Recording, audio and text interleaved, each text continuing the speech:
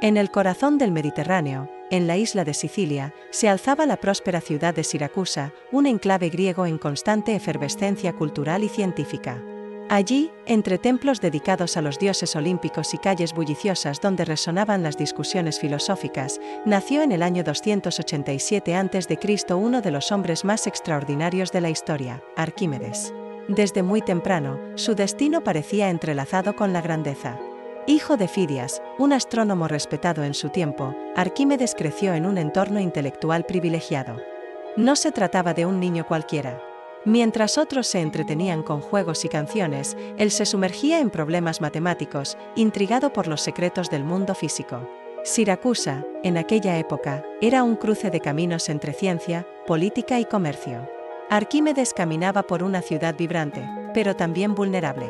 Sicilia se encontraba entre las garras de tensiones constantes entre Roma y Cartago, y aunque su niñez transcurrió relativamente en paz, el joven Arquímedes pronto sería testigo de un mundo en transformación. De sus primeros años, sabemos poco con certeza. Pero la tradición sugiere que fue un alumno excepcional. En la biblioteca local, devoraba los tratados de Euclides y Pitágoras, mostrando una habilidad precoz para el razonamiento abstracto. La matemática no era para él una obligación, sino una revelación constante. Para Arquímedes, los números no eran simples símbolos, sino llaves capaces de abrir las puertas del universo. Conforme fue creciendo, su fama comenzó a extenderse. Pronto, su curiosidad lo llevó a alejarse de su ciudad natal para buscar sabiduría en uno de los centros de conocimiento más importantes del mundo antiguo, Alejandría. Allí, en aquella ciudad fundada por Alejandro Magno, se encontraba la legendaria biblioteca que contenía las obras de los más grandes pensadores de la humanidad. Alejandría sería más que una escala en su camino. Sería un lugar decisivo donde Arquímedes puliría su genio. Entró en contacto con matemáticos de renombre como Conón de Samos y Eratóstenes de Cirene, con quienes compartió ideas, teoremas y desafíos que marcarían el inicio de una revolución en el pensamiento científico. En ese crisol de conocimiento, el joven siciliano empezó a desarrollar sus primeras teorías geométricas. Fue en Alejandría donde comprendió que la naturaleza podía explicarse mediante la lógica y el cálculo, y que los secretos del cosmos estaban al alcance de la mente humana si se aplicaban con rigor y pasión. Pero Alejandría era solo una etapa. Su corazón pertenecía a Siracusa.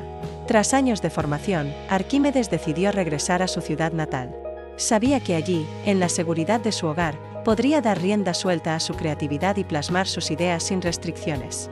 Lo que nadie imaginaba era que ese regreso marcaría el comienzo de una nueva era en la historia de la ciencia. Un joven ya reconocido por su brillantez, pero aún lejos de las hazañas que lo inmortalizarían.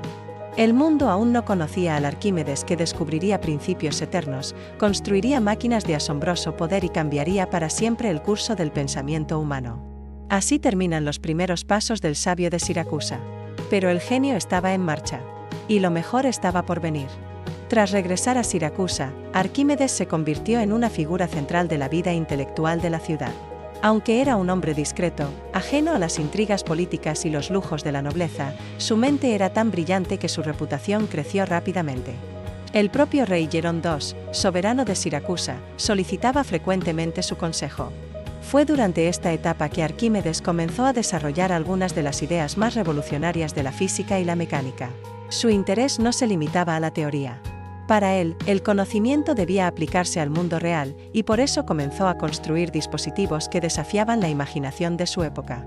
Uno de los inventos más célebres atribuidos a él es el tornillo de Arquímedes, un mecanismo simple pero ingenioso para elevar agua, compuesto por una espiral dentro de un cilindro. Se utilizaba en la agricultura y la irrigación, y su utilidad fue tal que se siguió empleando durante siglos en todo el mundo mediterráneo. Pero su momento de revelación más famoso llegó según la leyenda cuando el rey Hierón le pidió resolver un problema intrigante, verificar si una corona había sido hecha con oro puro o si el orfebre había usado plata en su interior. Arquímedes debía hallar la verdad, sin destruir la corona. Durante días, el sabio reflexionó. Y fue al sumergirse en un baño cuando la respuesta le golpeó, no con violencia, sino con claridad. Al notar el agua desplazada por su cuerpo, comprendió que ese fenómeno podía aplicarse a cualquier objeto. Si la corona desplazaba más agua de la que debería, entonces no era de oro puro. La emoción fue tan grande que, según la tradición, Arquímedes salió corriendo desnudo por las calles de Siracusa gritando: «¡Eureka! ¡Lo he encontrado!».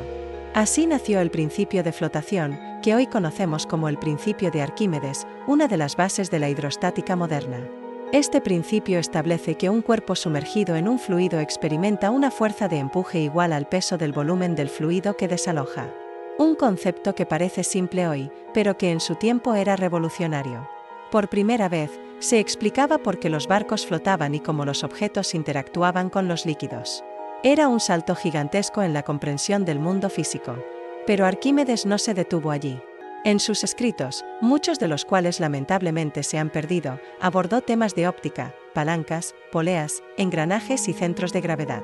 Fue él quien dijo la famosa frase: «Dadme un punto de apoyo y moveré el mundo». Una declaración poética, pero también técnica, que resumía su comprensión del poder de las palancas. Diseñó sistemas de poleas capaces de mover cargas enormes con un mínimo esfuerzo, y estas máquinas eran tan eficientes que el propio Hierón quedó asombrado cuando Arquímedes con solo un dedo logró mover un barco lleno de hombres y cargamento. No hablamos de magia. Era ciencia aplicada con precisión matemática. Es así, Arquímedes se transformó no solo en matemático y físico, sino en ingeniero. No buscaba reconocimiento ni riqueza. Vivía con austeridad, sumergido en su mundo de teoremas, construcciones y experimentos. Solía trazar figuras geométricas sobre la arena o sobre ceniza, absorto, como si el universo entero pudiera explicarse a través de un triángulo o una parábola. Pero incluso en la tranquilidad de Siracusa, el mundo cambiaba. La sombra de Roma se cernía cada vez más sobre el Mediterráneo, y la guerra estaba al acecho.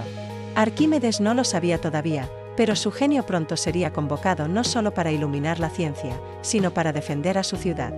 Corría el siglo III a.C., y las tensiones entre Roma y Cartago marcaban el destino del Mediterráneo.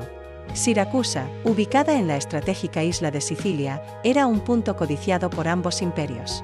Durante años, había mantenido una delicada neutralidad bajo el reinado de Hierón II, protector y amigo de Arquímedes. Pero en el año 215 a.C., tras la muerte de Hierón y el ascenso al poder de su nieto Jerónimo, la ciudad cambió su postura diplomática. Siracusa rompió su alianza con Roma y se aproximó a Cartago. El resultado fue inmediato y contundente. Roma, decidida a sofocar cualquier amenaza, envió un ejército para sitiar la ciudad. Y fue entonces cuando Arquímedes, el sabio de las matemáticas, el filósofo de la hidrostática, el amante de la geometría pura, se transformó en un arma defensiva. Siracusa no solo contaba con murallas y soldados, sino con el ingenio de un hombre capaz de desafiar la lógica bélica de su tiempo. Durante el asedio dirigido por el general romano Marco Claudio Marcelo, las máquinas de guerra diseñadas por Arquímedes se convirtieron en leyenda. Se dice que construyó catapultas de largo y corto alcance, grúas articuladas y máquinas de torsión capaces de lanzar enormes proyectiles contra los barcos romanos. Cada embestida era rechazada con precisión matemática. Las tropas romanas, desconcertadas, comenzaron a temer el solo nombre de Arquímedes. Uno de sus ingenios más famosos fue la garra de Arquímedes, también conocida como el sambuco. Esta máquina, situada en las murallas, usaba un brazo articulado con garfios o ganchos para levantar y volcar barcos enemigos que se acercaban demasiado. Desde el mar, parecía que Siracusa estaba protegida por manos gigantescas que emergían de las murallas para destruir las embarcaciones. Incluso circularon rumores de que Arquímedes había usado espejos gigantes para concentrar los rayos del sol y prender fuego a las velas de los barcos romanos. Aunque esta historia sigue siendo debatida por los historiadores modernos, el mito sobrevivió a los siglos como símbolo del poder de la mente sobre la fuerza bruta. El asedio se prolongó por más de 2 años, un tiempo excepcional teniendo en cuenta el poder del ejército romano. Marcelo, admirador del talento de Arquímedes, evitaba destruir la ciudad por completo, esperando que se rindiera por agotamiento. Mientras tanto, el sabio seguía desarrollando nuevas formas de defensa, siempre con un enfoque más lógico que militar.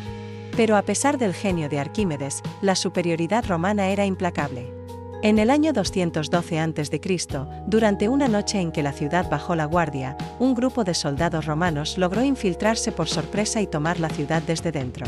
Siracusa, tras años de resistencia heroica, cayó finalmente bajo el dominio de Roma. Marcelo ordenó que Arquímedes no fuera dañado. Lo respetaba como a un tesoro viviente, y quería capturarlo con vida. Sin embargo, en el caos de la invasión, nadie sabía exactamente dónde se encontraba el anciano sabio. Y sería en ese momento de confusión cuando el destino escribiría una página amarga. En medio del saqueo, un soldado romano irrumpió en la casa donde Arquímedes, ajeno a todo, trazaba figuras geométricas en la arena. Enfocado en un problema matemático, apenas notó la presencia del intruso. Cuando el soldado se acercó, Arquímedes solo murmuró: «No estropees mis círculos». Fueron sus últimas palabras. El soldado, ignorando la orden de su general, lo atravesó con su espada. Así murió uno de los hombres más brillantes que ha conocido la humanidad. No cayó en el campo de batalla, ni rodeado de honores, sino en la serenidad de su pensamiento, defendiendo la belleza de un teorema. El mundo acababa de perder a Arquímedes. Pero su legado apenas comenzaba a desplegarse. Aunque su muerte fue trágica y repentina, el impacto de Arquímedes no se desvaneció con su último aliento. Muy por el contrario, fue a partir de su fallecimiento que su legado comenzó a expandirse por el mundo helenístico, y más tarde, por la civilización romana y la Edad Media. Arquímedes no dejó grandes monumentos ni imperios, dejó ideas. Y esas ideas sobrevivieron al tiempo. A diferencia de muchos sabios antiguos, Arquímedes fue también un prolífico escritor. Documentó con claridad y rigor sus descubrimientos, y muchas de sus obras nos han llegado gracias a copias y traducciones posteriores. En ellas, encontramos no solo la agudeza de su intelecto, sino también una forma de pensar que anticipa métodos modernos. Uno de sus textos más célebres es Sobre la esfera y el cilindro, donde calcula por primera vez el volumen y la superficie de una esfera, así como su relación con el cilindro que la contiene. Este resultado lo enorgulleció tanto que, según la tradición, pidió que se grabara en su tumba una figura de una esfera inscrita en un cilindro, junto con la proporción exacta, 2/3. Arquímedes fue pionero en el uso del cálculo infinitesimal, muchos siglos antes de que Newton y Leibniz lo formalizaran. En su tratado, El método, reveló cómo comparaba figuras curvas y rectas mediante un proceso que hoy reconocemos como precursor del cálculo integral. Sus métodos eran ingeniosos, visuales y conceptualmente adelantados a su tiempo. Otra de sus obras fundamentales es Cuadratura de la parábola, en la que determinó el área bajo una curva con una precisión asombrosa. En su tratado, sobre espirales, describe una nueva curva, la espiral que hoy lleva su nombre, y estudia sus propiedades con una profundidad matemática sin precedentes. Y no menos sorprendente fue su cálculo de una aproximación al número pi. Incluso escribió tratados sobre equilibrios de figuras planas, donde formuló leyes de la estática, y el ya mencionado, sobre los cuerpos flotantes, el primer tratado formal de hidrostática en la historia. En él, estableció principios que aún hoy se enseñan en las escuelas de física. Lo más extraordinario es que Arquímedes no solo formulaba teorías, sino que demostraba todo con precisión lógica. Introdujo el concepto de demostración matemática rigurosa, el esqueleto de la matemática moderna. Para él, no bastaba con intuir o sospechar, había que demostrar, paso a paso, la verdad de cada afirmación. En su estilo de escribir, Arquímedes a menudo comenzaba con una carta a sus colegas, como Eratóstenes o Dosisio, explicando lo que iba a abordar, cómo lo había pensado y qué método usaría.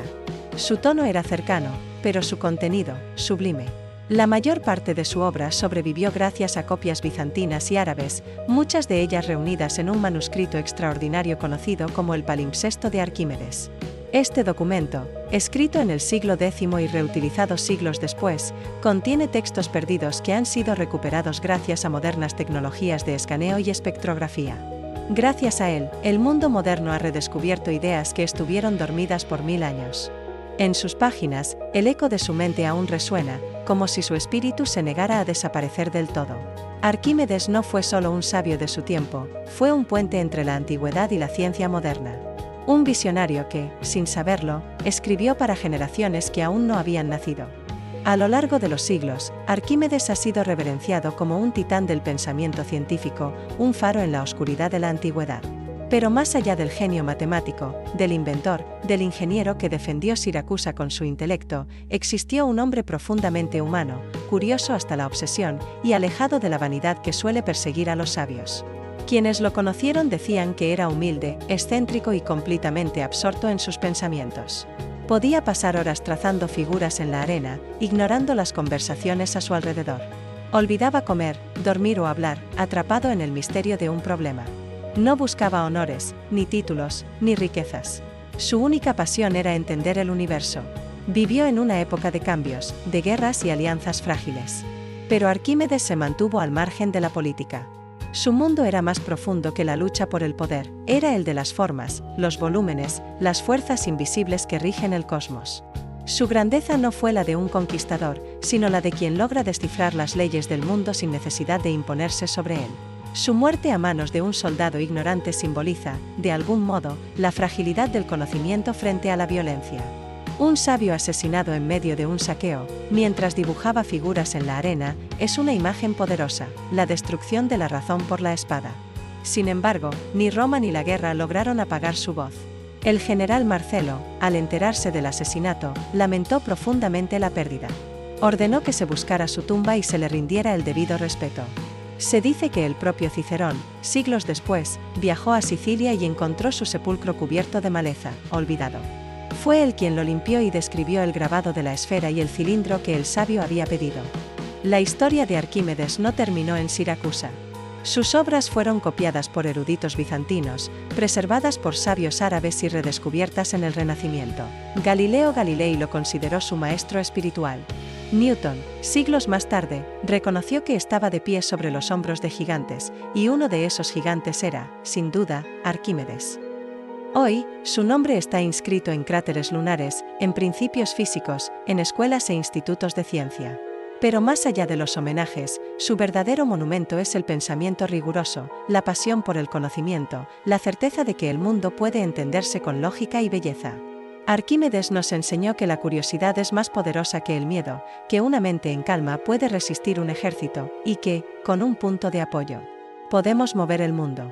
Así fue la vida de Arquímedes de Siracusa. Un hombre cuya muerte silenciosa dio paso a una eternidad de conocimiento. Un genio solitario que, desde la arena de su ciudad, trazó los caminos del saber humano. Y aunque el tiempo borró su voz y su rostro, sus ideas siguen vivas. Tan claras y precisas como los círculos que un día dibujó, interrumpido por el filo de una espada.